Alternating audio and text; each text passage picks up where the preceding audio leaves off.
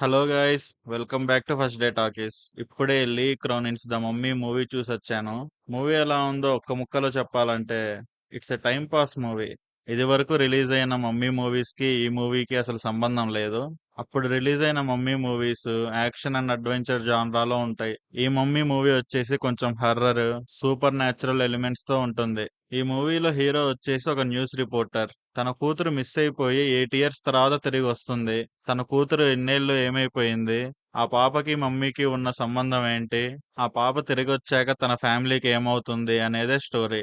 Regular గా horror movies చూసే వాళ్ళకి ఈ మూవీలో హర్రర్ సీన్స్, ఆ జంప్ స్కేర్స్ పెద్ద ఏం అనిపించకపోవచ్చు.